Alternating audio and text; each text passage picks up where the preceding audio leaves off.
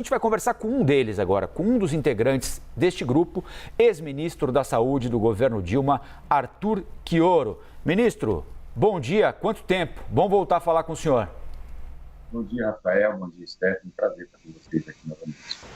Ministro, agora durante a pandemia, especialmente, ficou muito popularizada a hashtag Viva o SUS, né? Essa manifestação de artistas, de empresários, gente que em tese não conhece, não usa os serviços do SUS e quando usa, eventualmente não sabe que está usando, né? Aderiu a essa campanha. Então, o SUS, não sei se já tinha acontecido, mas dessa vez ganhou um protagonismo inédito até então, né?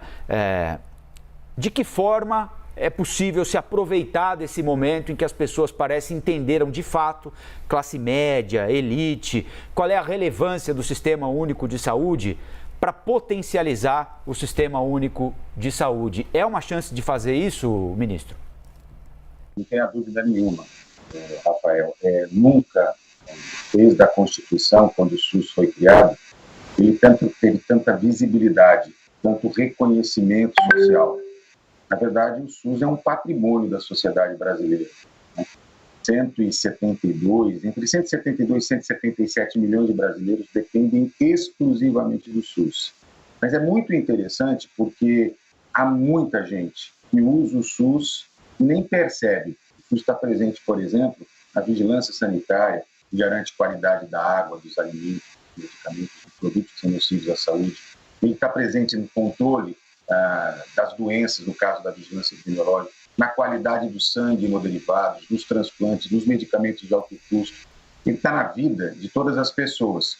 E a pandemia, ela permitiu, aliás, isso aconteceu no Brasil, mas aconteceu também com outros sistemas nacionais de saúde, mostrar o quanto que o tema da saúde está diretamente vinculado ao desenvolvimento econômico e social e, naturalmente, o quanto que o desenvolvimento econômico e social afetam as condições de saúde. Eu vou dar um exemplo. Há muito tempo, nós não víamos tantas crianças com desnutrição infantil grave, inclusive sendo internadas. Claro que isso tem a ver com a degradação das condições socioeconômicas das famílias, né? Ao mesmo tempo, a resposta passa pelo SUS, pelo fortalecimento da atenção básica, pelo fortalecimento dos programas, do Programa Nacional de Vacinação, de Imunização, né?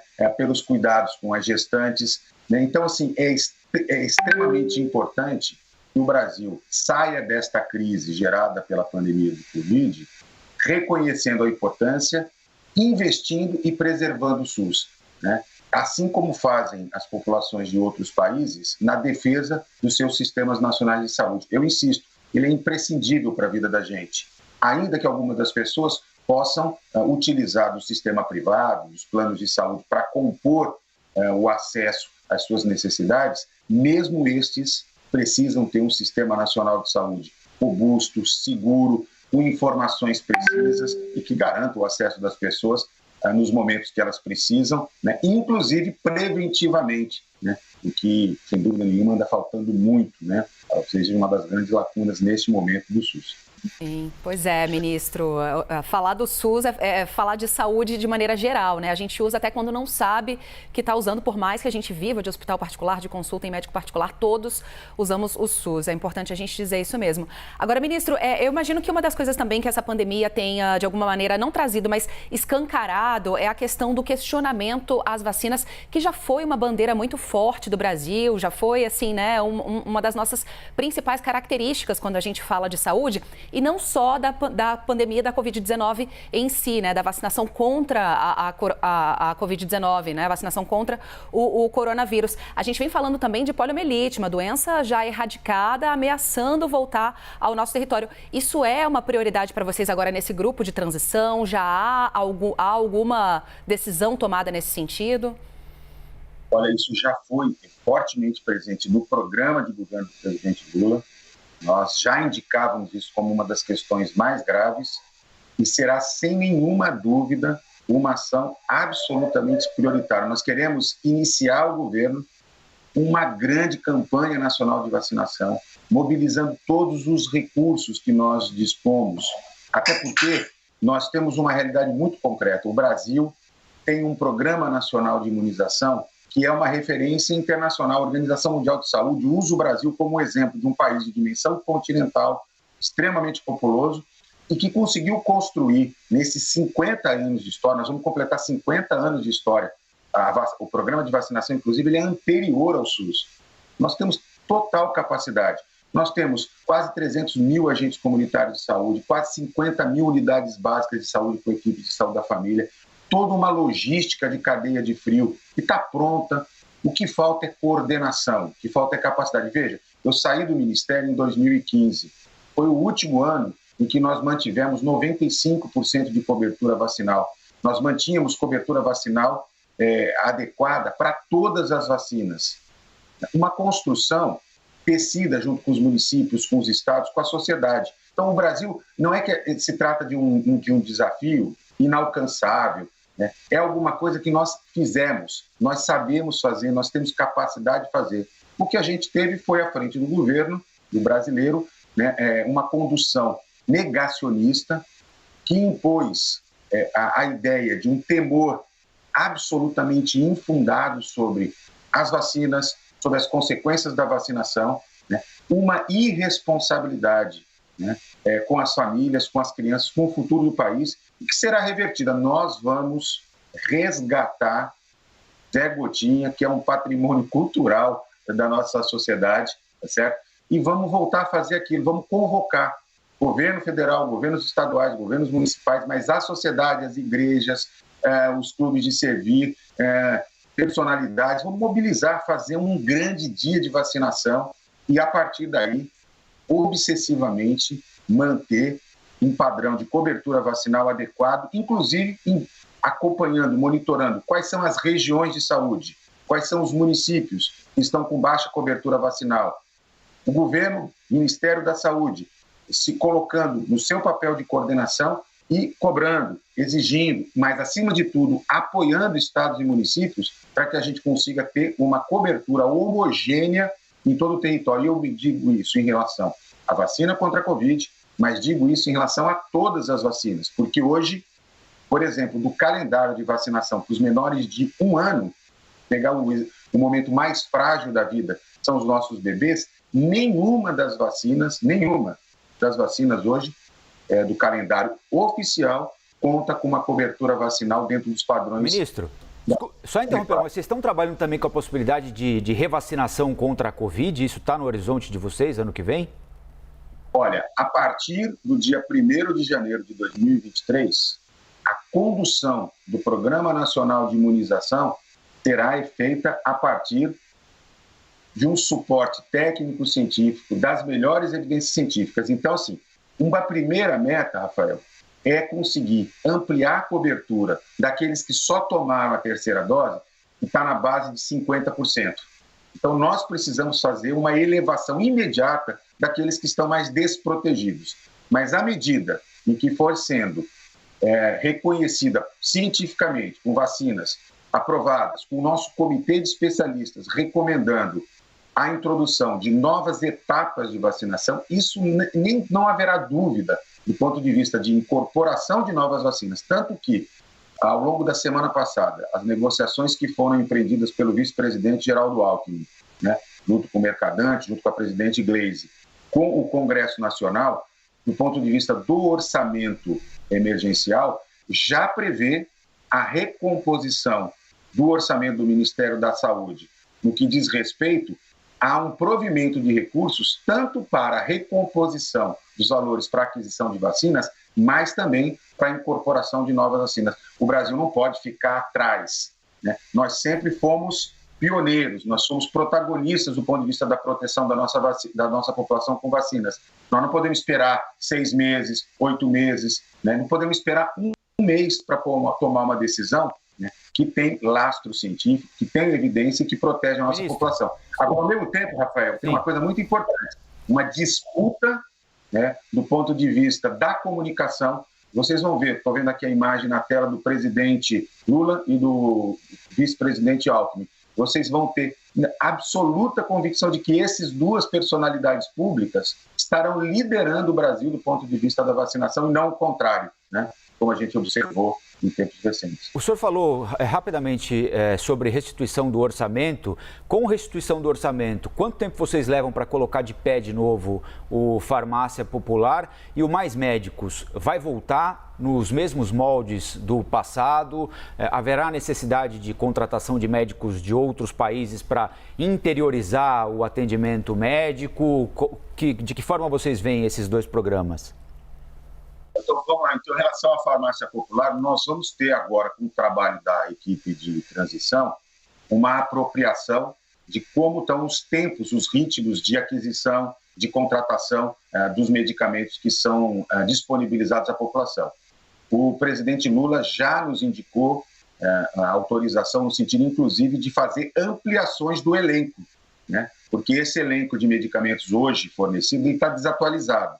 Já há necessidade da introdução de novos medicamentos, porque, veja, nós estamos falando de medicamentos para hipertensão, para diabetes, para asma, para doenças mais prevalentes, para fralda geriátrica, são questões muito importantes para as famílias brasileiras. Então, isso muito rapidamente é um dos itens destacados como prioritário no processo de transição, se apropriar para que não haja solução de continuidade, ou seja, que a gente consiga regularizar. Do ponto de vista do Mais Médicos, veja, nós não estamos mais no mesmo quadro de 2013, quando foi gerada a necessidade, inclusive com a aprovação da lei no Congresso Nacional de criação do Mais Médicos. Hoje nós temos um número de médicos brasileiros bastante diferentes, disponibilizados em faculdades de maneira mais homogênea em todo o território nacional. Então, assim, haverá uma prioridade do ponto de vista de apoiar as prefeituras para que nós possamos garantir médicos em todas as equipes de saúde da família, ou seja, garantir ao povo brasileiro o atendimento básico, mas nós não prevemos a necessidade de incorporação de médicos de outras nacionalidades. Se isso for necessário, nós vamos estar abertos para discutir, mas a princípio não. Por um outro lado, há um trabalho muito importante, Rafael e Stephanie, que eu quero destacar, que é a da fiscalização, do acompanhamento, da qualidade da formação dos médicos, porque não bastou apenas expandir. O projeto do Mais Médicos, ele previa a expansão das vagas de graduação em medicina, a formação de mais médicos, mas ele previa também um processo de avaliação permanente ao longo de toda a formação.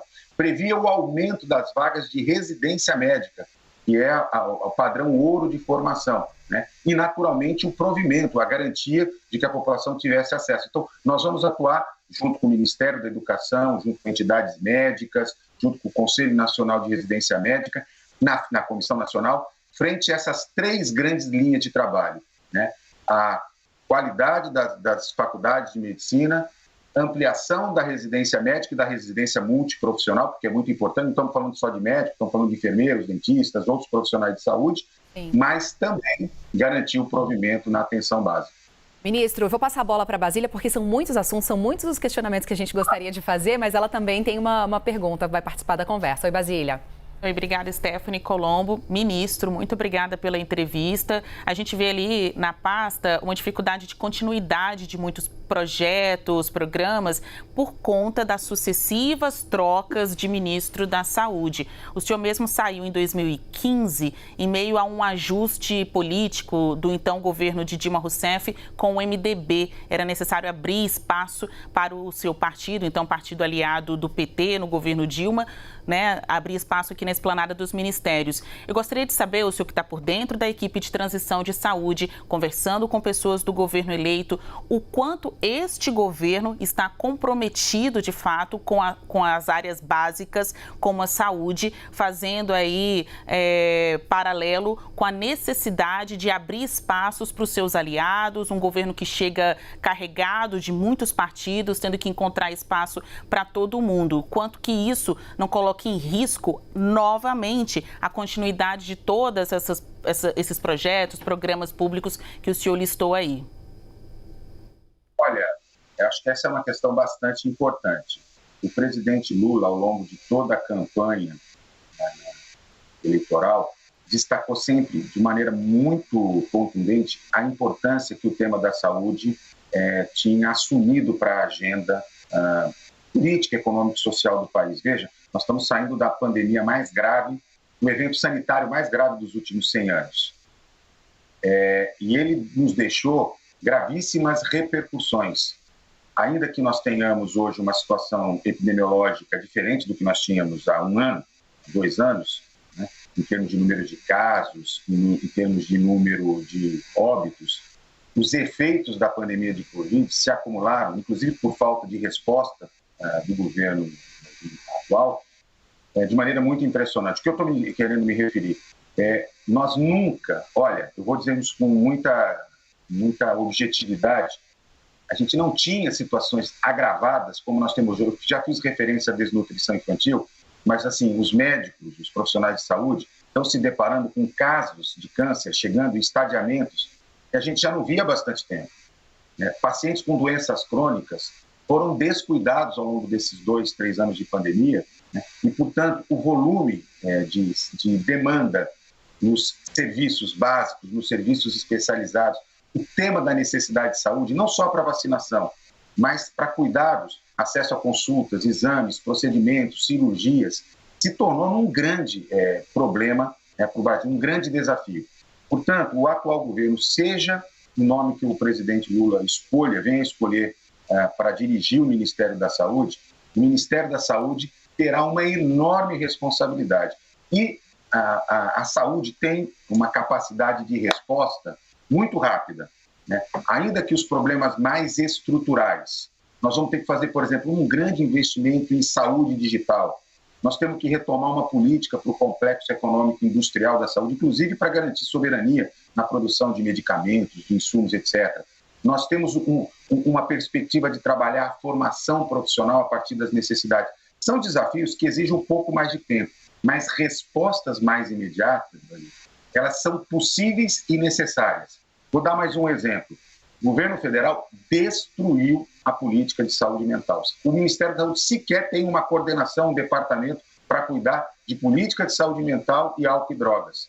E o que se viu ao longo da pandemia foi uma explosão de pessoas com transtornos mentais leves, moderados, graves, de tentativas de suicídio, de problemas de uso abusivo de álcool e drogas. As famílias brasileiras sabem do que eu estou falando, porque sentem na pele. E há uma desassistência. Então, há desafios que o novo ministro, independente de quem venha a ser escolhido, de que partido ele seja, ele assumirá a pasta com a obrigatoriedade de honrar com a sociedade brasileira o compromisso de fortalecer o SUS e de prover o Sistema Único de Saúde da capacidade de respostas para essas demandas urgentes. Mas elas não são para daqui os próximos meses. Elas já estão presentes e são fundamentais. Veja, há 75 anos nós não tínhamos diminuição da expectativa média de vida no Brasil. O brasileiro cada vez vivia mais.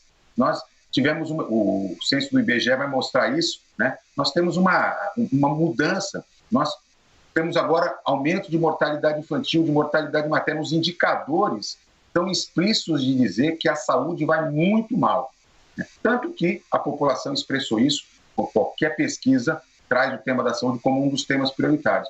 Portanto, o novo governo brasileiro, liderado pelo presidente Lula, liderado pelo ex-governador Geraldo Alckmin, eles têm uma clara percepção disso. E uma demanda que nos foi feita para a equipe de transição é buscar respostas consistentes, primeiro, para retomar este clima de paz, de harmonia que o país precisa, mas ele passa por encontrar soluções para os graves problemas, entre eles os problemas de saúde. E a primeira reunião do grupo já é hoje, né, ministro?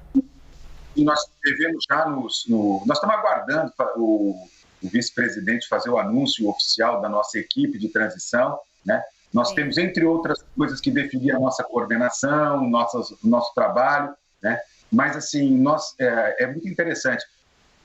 Ao longo desde a eclosão da pandemia, desde que começou a pandemia, o presidente Lula vinha sempre nos convocando, nos ouvindo. Então, eu já trabalho junto com o ex-ministro Temporão, com Humberto Costa, o senador Humberto Costa, o deputado Alexandre Padilha, já há muitos anos. Nós não somos apenas ex-ministros. Com uma certa visão de saúde pública para o país, e que não será apenas a nossa visão, porque um dos compromissos que nós temos é convocar as entidades profissionais, empresariais, o Conselho Nacional de Saúde, os gestores estaduais e municipais, ouvir todo mundo para poder colocar em prática um programa de governo à altura das necessidades da população brasileira. Ministro Arthur Chioro, muito obrigado pela atenção aqui com a CNN Brasil. Um bom trabalho para o senhor durante a transição e vamos nos falando. Bom trabalho.